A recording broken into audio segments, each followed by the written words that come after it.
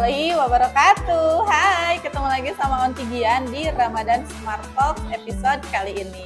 Episode sekarang kita akan membicarakan mengenai persiapan menuju Hari Raya Idul Fitri nih. Onti Ica di episode kali ini. Onti Ica gimana nih? Berniat mudik?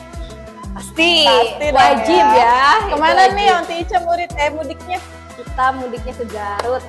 Siapa juga yang orang Garut di sini? Nanti kita janjian di Garut ya. Tulis di kolom komentar yang orang Garut. Onti Ica mau bikin ini perkumpulan Asgar. Ya nanti open house ya. Open house. Oke, Onti Ica, kalau ngomongin tentang Lebaran, pastinya kan Lebaran itu adalah momen yang ditunggu-tunggu ya.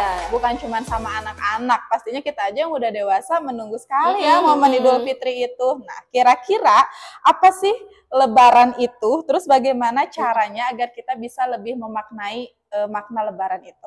Ya kalau Lebaran sendiri kan itu di Indonesia sendiri gitu ya, sebagai negara yang mayoritasnya umat Islam gitu, pasti itu jadi suatu hari yang benar-benar ditunggu dan meriah sekali kan sampai kayak macet di mana-mana gitu ya, yang mudik saking excitednya orang tuh berani loh untuk ngambil resiko dengan perjalanan yang jauh dan macet gitu ya, hanya untuk merayakan hari itu gitu, saking spesialnya gitu. Dan kalau misalnya ditanya gimana cara kita bisa memaknai Lebaran, lebih ke mungkin silaturahmi kita gitu ya, lebih ke gimana sih kita setahun ini kita coba apa ya, berpikir lagi apa yang sudah kita lakukan di tahun ini, mungkin ya untuk diri kita sendiri atau untuk orang lain juga gitu. Apakah kita melakukan kesalahan terhadap diri sendiri atau kepada orang lain misalnya, itu bisa jadi momen yang pas kan. Betul. Oke, nah itu tadi makna Lebaran dari Onti Ica. Bener banget, kayaknya jadi bahan refleksi diri ya nggak sih? Kayak sebelum dari bulan-bulan yang sebelumnya itu seperti apa. Nah, kita refleksikannya di momen Idul Fitri itu. Nah, oke, selanjutnya nih, menurut Onti Ica, apa saja sih langkah yang mungkin bisa dilakukan untuk memperbaiki hubungan dengan keluarga atau mungkin dengan orang sekitar di momen Lebaran ini? Karena kan kalau Lebaran itu identiknya dengan maaf-maafan, keluargaan gitu ya. Nah, apa tuh Onti?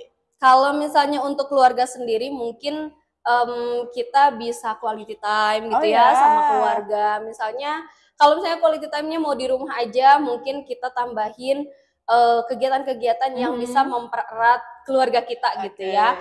Mungkin deep talk atau misalnya makan bareng gitu, yang biasanya kita makan mungkin masing-masing dengan jadwalnya sendiri-sendiri gitu ya. Mungkin untuk sekarang kita makan bersama gitu saat Lebaran dengan menu-menu spesialnya gitu kan. Kalau misalnya untuk dengan teman atau misalnya rekan kerja, biasanya ada bukber nih sebelum Lebaran gitu kan. Itu juga kan bisa menjadi ajang untuk meningkatkan komunikasi kita gitu ya. Kita bisa lebih terbuka mungkin ketika suasananya lebih chill gitu ya Onti ya, dibanding mungkin di tempat kerja atau di sekolah yang terlalu pak-pik-pak gitu ya. Kayak gitu mungkin kalau misalnya untuk mempererat silaturahmi atau kekeluargaannya. Berarti kalau Onti Ica sendiri sering ya quality time dengan keluarga di momen Lebaran? Alhamdulillah masih diberikan kesempatan untuk dapat quality time itu. Masya Allah, itu momen berharga dong. Berharga banget. Jarang banget soalnya anaknya jauh di Bandung gitu ya, mama papa di Garut. Jadi momen Idul Fitri itu jadi salah satu momennya. Betul. Oke. Gimana nih cara sekolah mempersiapkan suasana menjelang Lebaran agar anak-anak itu tetap paham maknanya dan juga tetap edukatif untuk anak-anak? Oke. Kalau misalnya di sekolah sendiri gitu ya, di PSIM sendiri, karena kita emang Montessori School dan setiap pagi itu ada circle time ya. Dan itu bisa jadi salah satu kegiatan dan kesempatan kita sebagai guru untuk menyampaikan apa itu Lebaran, terus mungkin tradisinya gimana, dan hal-hal yang seharusnya kita lakukan dan kita hindari setelah atau saat Lebaran gitu.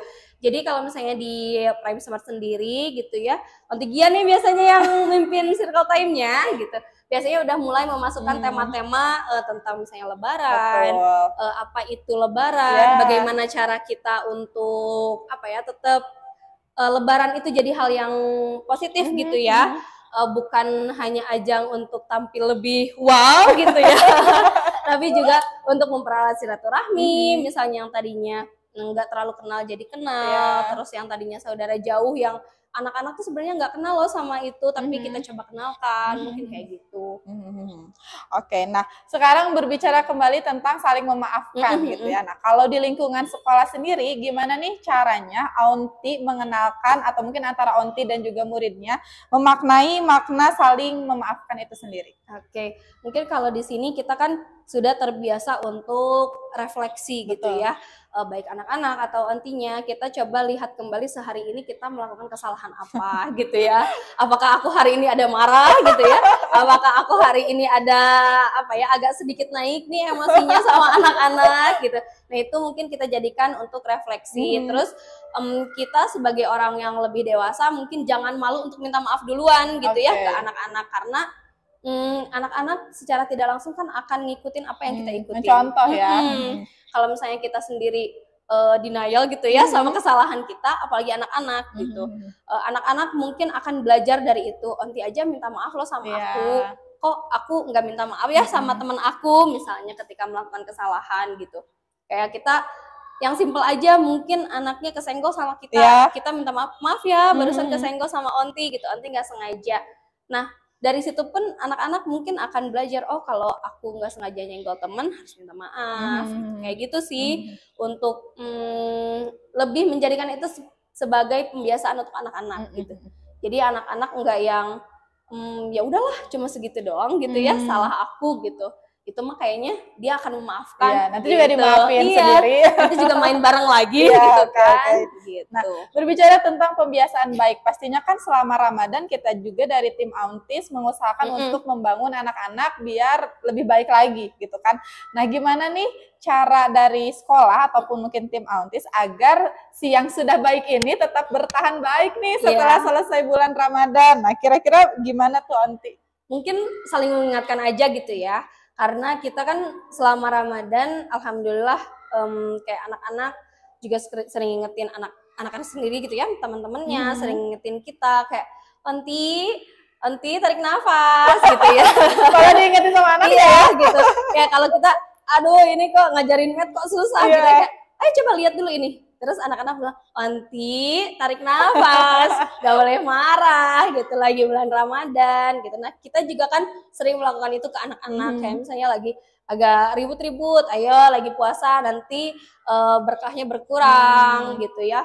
Nah itu mungkin bisa kita lanjutkan setelah Ramadan ini selesai pun, kita usahakan agar itu tetap seperti itu gitu ya. Yang baik-baiknya kita usahakan untuk kita keep gitu. Kita lakukan terus-menerus gitu, kayak kebiasaan minta maaf, terus mungkin ibadah juga gitu ya, karena lagi bulan Ramadan kan biasanya ibadahnya lagi pada naik nih. Gitu. Tapi setelah Lebaran biasanya turun gitu. lagi. Nah itu gitu ya, mungkin salah satunya kayak misalnya sekarang anak-anak banyak belajar doa-doa, banyak belajar surat-surat pendek. Nah itu mungkin bisa dilanjutkan juga setelah Lebaran. Jadi dianggapnya mungkin Ramadan ini jadi startnya ya, bukan finishnya. Iya, gitu. Jangan start tanggal 1, tanggal 30 udah finish gitu ya, jangan kayak gitu. Tapi tetap lanjut, tetap berlanjut. Malah mungkin naik level gitu kayak ya, gitu. Jadi lebih baik lagi. Oke, Aunty Ica terakhir nih, boleh nggak sih kasih kata-katanya buat Mama Papa Prime di sini mungkin yang sedang mempersiapkan Lebaran atau mungkin ingin menjelaskan makna memaafkan kepada anak-anak. Nah, seperti apa nih dari Aunty Ica? Mungkin ayo kita mulai dari diri kita sendiri gitu ya. Kita introspeksi ke diri kita sendiri, baru mungkin kita bisa menginfluence orang lain tanpa kita sadari gitu ya. Jangan hanya menjelaskan dari A sampai Z tanpa kita ngasih contoh gitu ya. Karena anak-anak itu kan mesin fotokopi ya, jadi selalu mengcopy apa yang orang-orang dewasa sekitarnya lakukan. Gitu aja sih. Oke, terima kasih banyak Aunty Ica. Senang banget bisa ngobrol sama Aunty Ica di episode kali ini. Terima kasih juga ya Mama Papa Prime yang sudah menyaksikan episode kali ini. Semoga persiapan menuju Lebarannya lancar, baik dari fisik ataupun batinnya juga gitu ya, dan selamat berkumpul dengan keluarga untuk menyiapkan Lebarannya. Ketemu lagi di episode selanjutnya. Dadah, Assalamualaikum.